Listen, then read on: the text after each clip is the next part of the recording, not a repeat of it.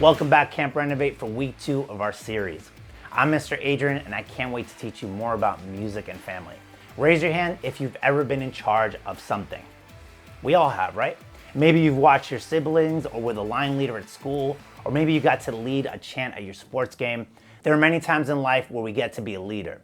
It's important that we understand leadership as we continue to grow. In music, there has to be a leader. Those can be called to be conductors or music directors, and these people have been given leadership roles to lead and guide the band. And God has placed people in our life with the same job. Today we're going to look at a Bible story in the New Testament in the book of John, chapter 5. We're going to see Jesus heal a man, and the crowd watching has a very interesting reaction to the healing. Jesus came back to Jerusalem to a place called the Pool of Bethesda. This pool of water was known for healing people and a place where Jesus would visit, so it was surrounded by people who were sick and diseased. In verse 5 it says, "One of the men lying there has been sick for 38 years. When Jesus saw him and knew he had been ill for a long time, he asked, 'Would you like to get well?'" Now, Camp Renovate, I don't know about you, but if I'd been sick for year after year for 38 years, I would be sure to want to be healed, right? The man responded, "I can't, sir, for I have no one to put me in the pool when the water bubbles up. Someone else has to always get there ahead of me." And Jesus says, "Stand up, pick up your mat, and walk."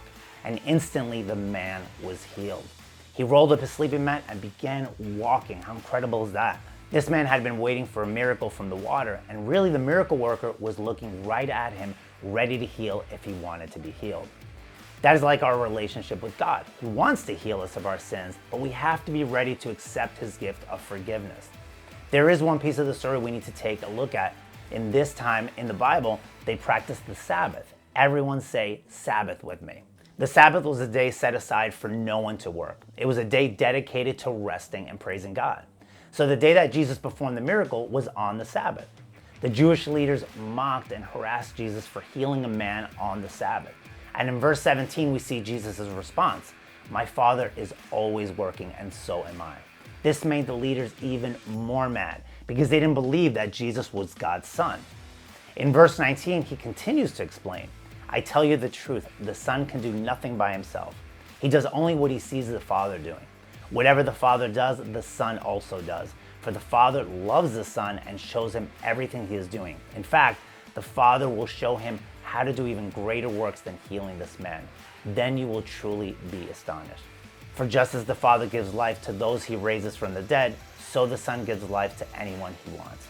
Jesus wanted the religious leaders to know his power as God's Son, that God is always working in our lives no matter what. His will and his plan is way, way better than we can ever imagine. Have you ever heard the word authority? Authority is a power or a right to direct the actions or thoughts of others. God has given Jesus the authority to heal and to save just as God has. God also has given authority to your parents. God created us to have parents so they can guide and lead us until we are able to do on our own.